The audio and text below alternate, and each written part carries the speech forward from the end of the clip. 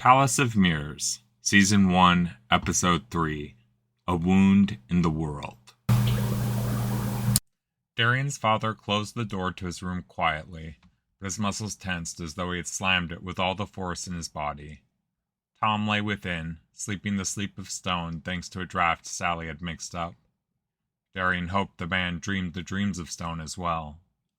He fidgeted with Kathy's mirror, as though it would respond to his hopes if he only turned it the right way. His father glanced at the mirror and narrowed his eyes. I should have buried that with her. He sighed, closed his eyes, and lowered himself into Kathy's rocking chair. It creaked in protest, but held together all the same. Darien leaned against the cool iron stove. How many families are left? His father continued. With the Billings gone, how many of us are left? Damn those pirates. Don't they know we have nothing to give? They should have stayed above the clouds. They should have stayed where they belong, in the past. There had been rumors of space pirates for years. Strange men in a ship the shape of a dragon. Or was it a dagger? No one could agree. They came down out of the clouds, raiding supplies and sometimes people, and then they vanished again, only to reappear months or years later. Damn the past and damn everything it built. Damn that mirror. Damn it most of all. That piece of a religion that should have stayed dead the day the Empire fell. Darien's eyes widened as his father spoke. He rarely mentioned the past, and Darien could never remember him directly speaking of the Empire. His father's fist squeezed tighter and tighter as he spoke. Your mother, she believed in the Palace of Mirrors. She believed with all her heart. What good did it ever do her? He looked up at Darien. Deep lines, weather-worn, traced his eyes. They were quiet eyes, a gray the color of sun-bleached earth. They were tired eyes, crisscrossed with a map of fine veins. Most of all, they were heavy eyes that held Darien tightly. In them, Darien felt the weight of his mother's death. Darien, his father spoke in a rough whisper. Before you were born, all I dreamed for you, for any of you, was a normal life, a quiet life. I know you don't want that. You've never wanted that. Your mother saw to that when she gave you your name, and Kathy when she spun those thrice-cursed stories. Everyone but me. Dad, Darien spoke, but words escaped him. He could only repeat, Dad. I still dream of that life for you. His father stood and rested his hands on Darien's shoulders. It's time I did more than dream. You're turning 19 this year. I think you need to spend some time away from home. Do you remember when I left last fall to borrow those tools from Rupert? Darien nodded. While I was there, we talked, and he agreed to take you in for the summer. Tom has family, a brother. He's not ready to leave yet, but when he is, I'm going to send you with him. The two of you can travel together as far as the bridge. Maybe the time will only strengthen your dreams. Or maybe, just maybe, you'll come to understand that there's no harm in a quiet life. He let Darien's shoulders go with a gentle squeeze and walked out of the room before Darien could form a response. Darien crawled back into his bed. He closed his eyes and tried to imagine a quiet life, but somehow his thoughts turned to the dream he'd had of Dark on the Bridge of Nightingale. The spring rains arrived on schedule after the snow melted off, and Darien's family continued the work of getting the fields planted. They took turns chopping wood for the distant winter. They ate their meals outside under the purple of the evening clouds. All of them were glad to be out from under the cloying shelter of their home. Tom did not join in the plowing or the planting. He did not chop wood, nor did he ever leave the house to eat with them beneath the evening sky. Even the slightest mention of going outside set his body shaking violently. He feared the sky, the way Darien feared his father's quiet life. The rain ceased falling one day and never started again. The earth grew cracked and dry. At first they didn't worry. No drought ever lasted long on Six. It had been that way for as long as anyone could remember. The weather ran like clockwork, precise and easy to predict. Whether this was a natural state of the moon, or something done by the Empire long ago, no one could say. The drought did not break in a few weeks, and Darien found himself thinking of the way winter had lingered as it never had before. Color drained from the world the longer the drought continued, first as the grass wilted and browned, and then as the leaves began to fall from the straight, orderly trees that had been engineered by the Empire. The wild trees, untouched by the hands of humans, seemed to thrive as everything else began to die. The drought broke with a howl of wind that rattled the house. It broke in sheets of rain that thundered against the domed roof. Darien woke with a start to the sound and found Tom standing in the open doorway. Somewhere beyond the clouds, a pirate ship held his daughter. Somewhere beyond the clouds, the men who had killed his son lived their lives. Somewhere. But with the rain pouring from the sky, they seemed a distant thing. Tom stepped out into the rain, his arms outstretched, his bare toes squishing in the mud. He tilted his head to the sky and let the rain run along the lines of his face. When he turned back inside, Darien was surprised to see a smile on the man's face. His damp clothes clung to his skin. Muddy footprints followed him back inside. For the first time since he had arrived, he met Darien's eyes. "If it isn't too much trouble, could I have a bowl of that stew from the night before?" While Darien busied himself heating the food on the stove, Tom changed into a fresh set of clothes. The smell of herbs and salt filled the room as the stew came to a simmer. Tom took a seat at the table. "That smells delicious, thank you." He ate quickly and quietly, closing his eyes to savor the food. "Are you okay? I mean, of course you're not okay." Darien thought of Kathy's hand gripping his. Tom waved his hand dismissively. "No, I understand what you mean." He paused a moment to slurp the last of the broth from his bowl. "Every night I've dreamt of what happened. I used to think dreams were just shadows that would all fade with the light of day." He picked up Kathy's mirror from the table and stared down into it. "Now I understand. Some shadows never fade, not even in the daylight." Darien picked up Tom's bowl. "Oh, would you like some more?" Tom nodded. "Yes, thank you. I hadn't realized how hungry I was." Darien opened the pot and ladled out another large bowl.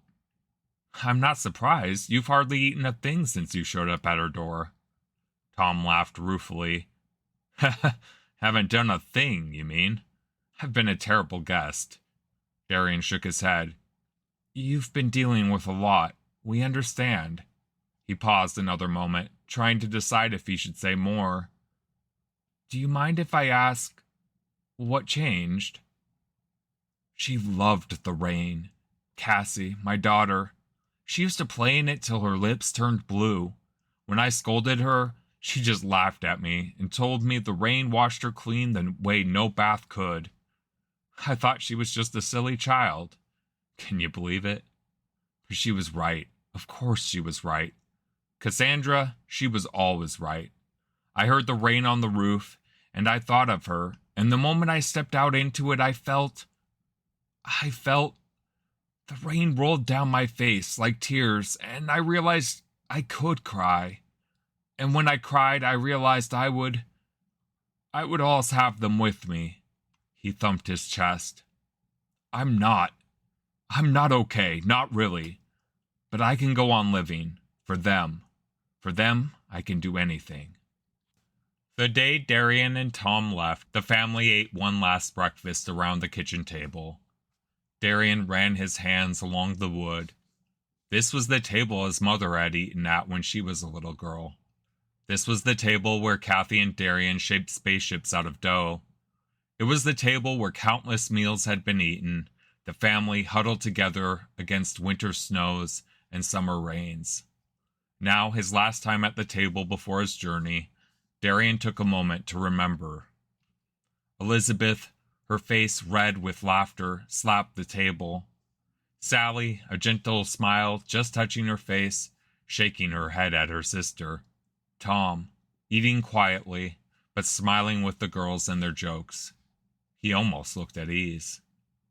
Across the table, Darian's father focused on his food with the same determination with which he approached every aspect of his life.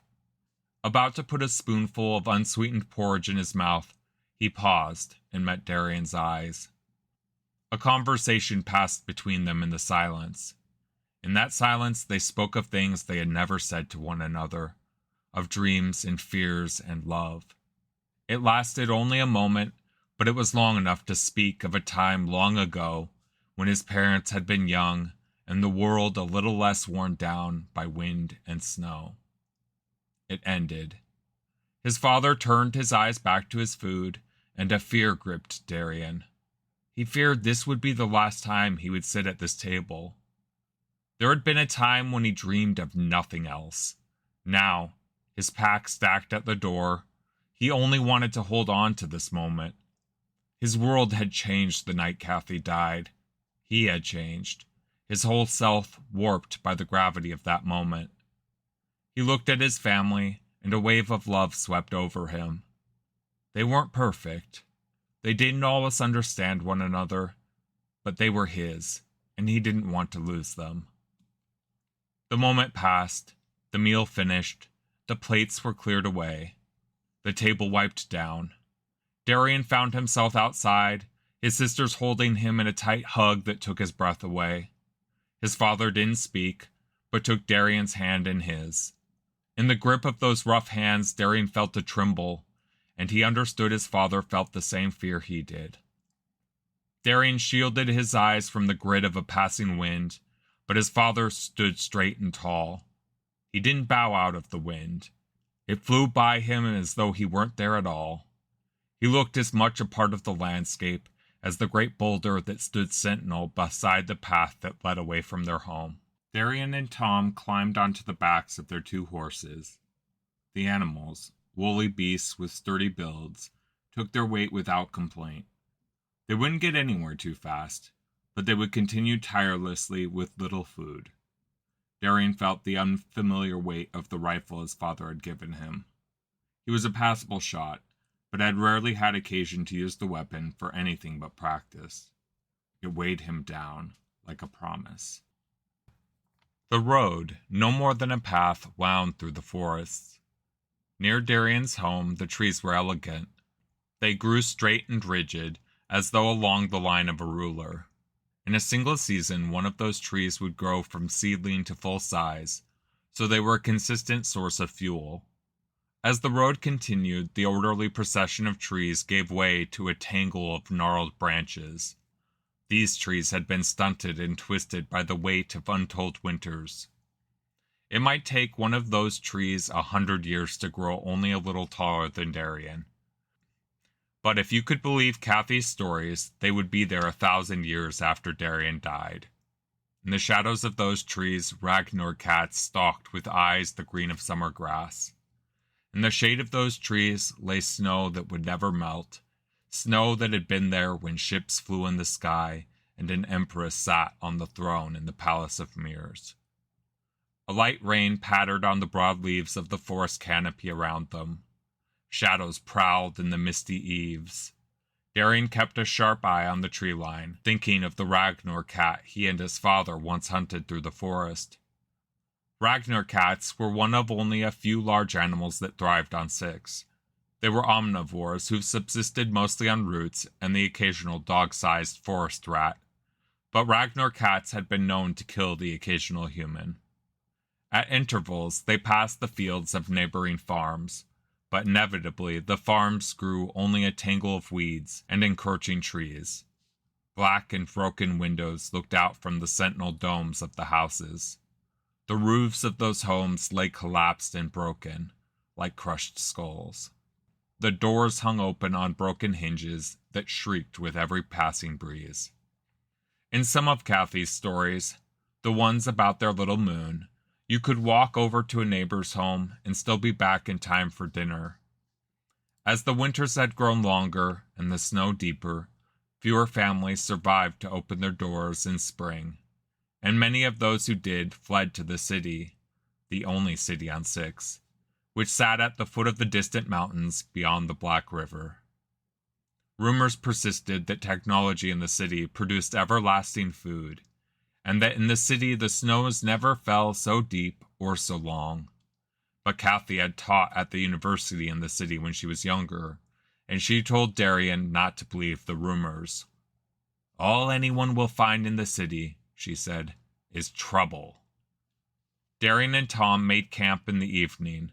It was a soggy night, but it would have been worse if Tom hadn't coaxed a fire to life. He sheltered it and nurtured it till their hollow flickered with a soft orange light that pushed back the night. The next day the forest began to thin, and the rain turned into a thin mist that clung to everything it touched. Jagged rocks stuck like broken ribs out of the landscape around them. One of the rocks leaned out over the road, as though held up by an invisible hand. Darien stared up at it a long moment. The wind cut around this rock, as it had cut around it for hundreds of winters and more. The rock would stand against that wind until snow fell without end and buried it from view.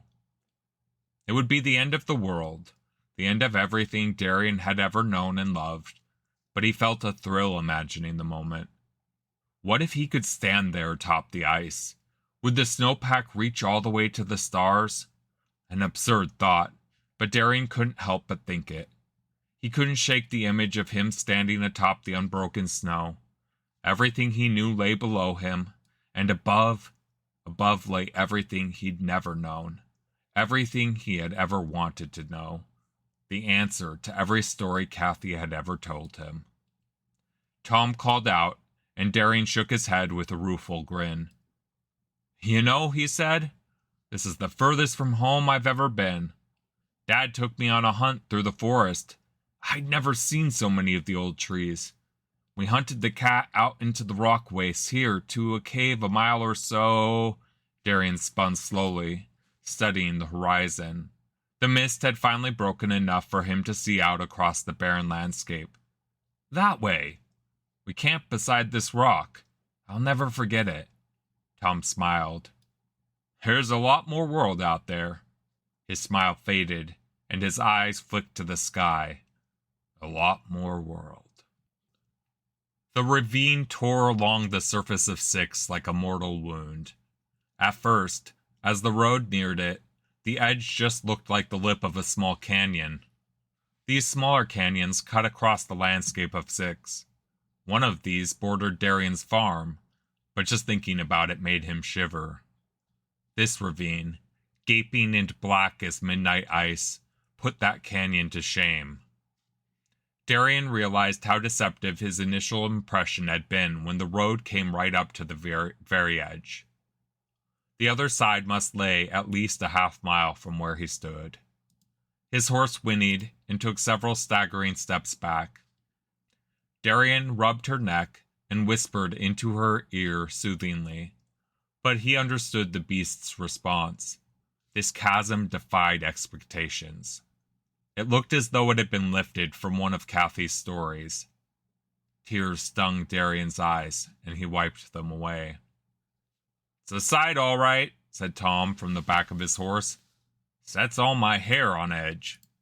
The wind grew as the day went on. It sang a mournful howl as it swept over the top of the ravine.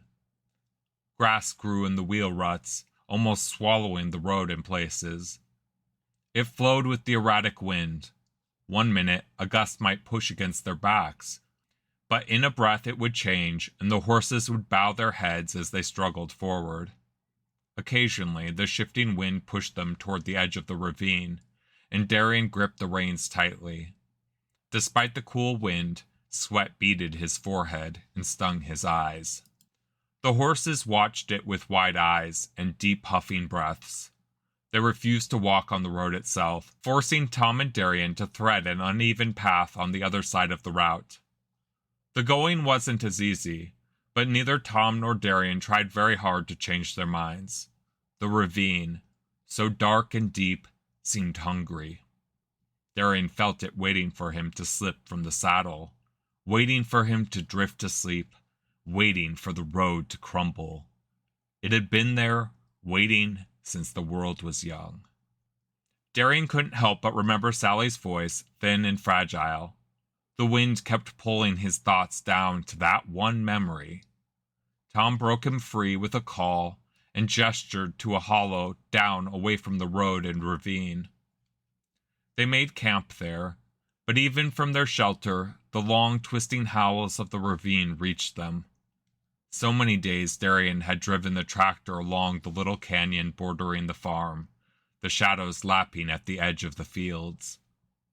Kathy had told stories about the ravines, a glint in her eye, and a barely concealed smile on her face. She told them about monsters that lived down in the darkness.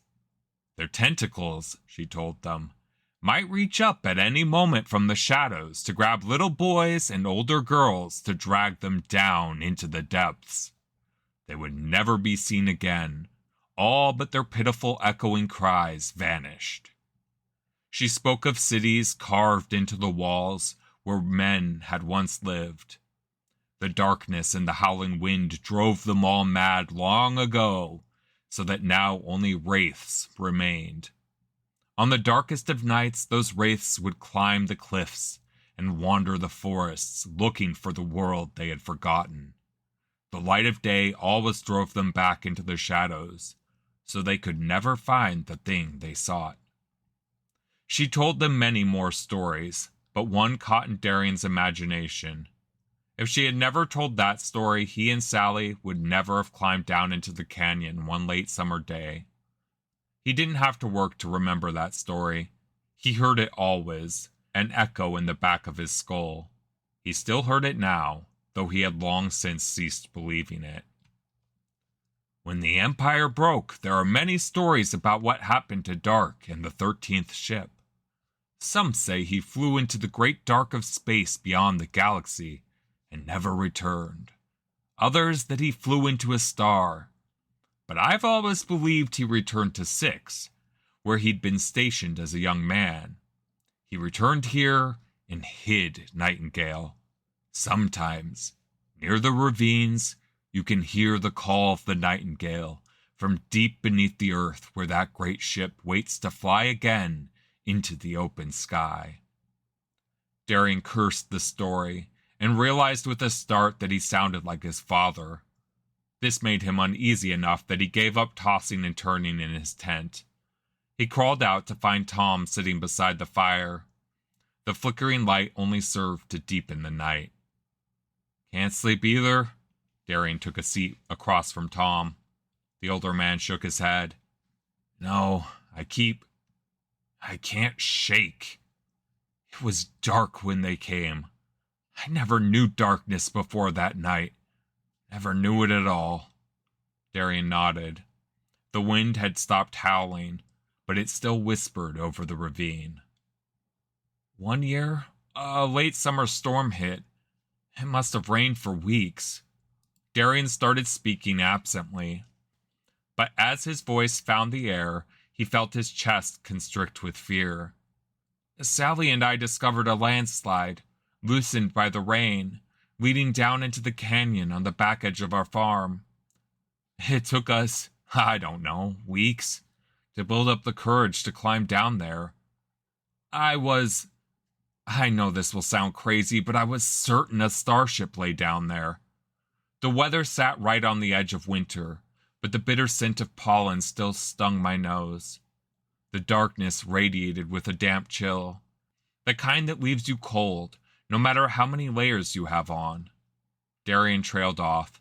He'd fallen into the story. It had always driven his father to distraction when Kathy did that. She had a way of slipping from the smallest remark into a story. From there, no one could stop her. The words had momentum. "And? What happened when you climbed down?" Darien shrugged. "Are you sure you want me to continue? We could just get some sleep. We probably should." "Please. I need something to fill the empty place in my head. Something to push all those damn memories away for just a few minutes." Darien laughed. rueful. It isn't a happy story. Tom gave him a hard look. Does it end with your entire family slaughtered? Right, I'm sorry. He stared into the flame, finding the words that went with the memories. At first, the wind filled our ears with an endless howl, but when we got down a few 100 feet, the air grew still. Only our feet and the squeaking of roosting kidgels cut the silence. The canyon walls magnified every sound, so that a pebble going over the edge would hit the darkness with a crack of thunder. We ate lunch after an hour on a blanket we laid out. After we finished eating, we lay back and stared at the thin white ribbon of sky. Even though it was so very dark, we laughed. It was an adventure, only we didn't understand. It wasn't dark yet, not even close. Every step drew the darkness tighter around us.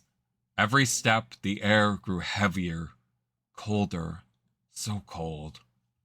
We stopped when we realized that night had crept up from the depths of the moon below and down from the sky above.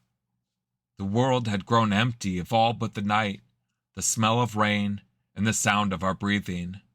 We clutched one another's hands. Darien rubbed his sweaty palms on his pants. The older man leaned toward him, waiting to hear what happened next. A stone lodged in Darien's throat, but he swallowed and continued. Kathy had taught him that a storyteller must never abandon a story, not even when they feared the end. Sally wanted to leave. She pulled on my arm. She cried my name. I couldn't see her, but I could feel her tears warm on my skin. I should have listened, but I could only think of that story my aunt used to tell me. She was always telling stories. They came to her as easily as breathing. Dad thought her stories were just a waste of time, but they saved me, winter after winter. Her stories weren't just words. They weren't just plots and characters. And her stories held something true. They promised things. They promised the world could get better. They promised we could do more. They promised everything actually meant something. Darien faltered, thinking of Kathy's labored breath on the winter air. This one story she told, it promised that a starship lay hidden in the earth, waiting for me to find it. I pulled away from Sally and stumbled down the landslide further into the earth. The echo of her cries followed, but eventually I had only the beat of my own feet.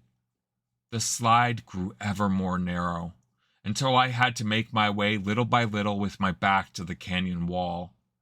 The chill of it radiated into me, but I don't mind the cold.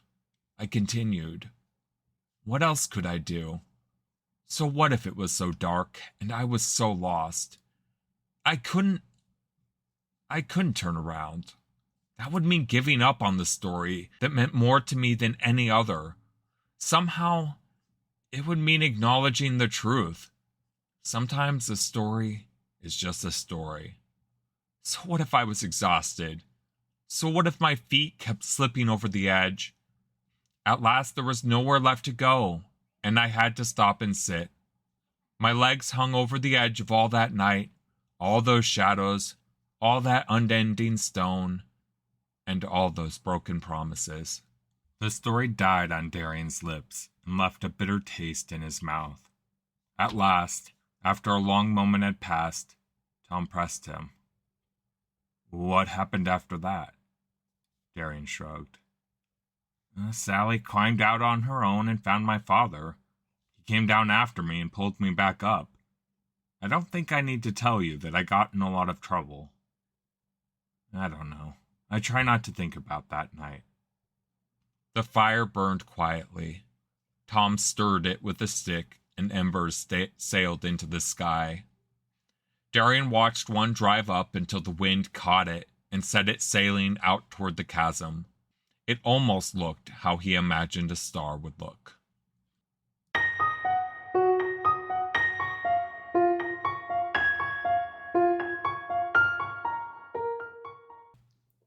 Next week on Palace of Mirrors. Darien and Tom part at the foot of an impossible bridge. Darien continues on to stay with family friends that he hasn't seen since he was a little boy. While there, he finds himself face to face with all the dreams he once held dear.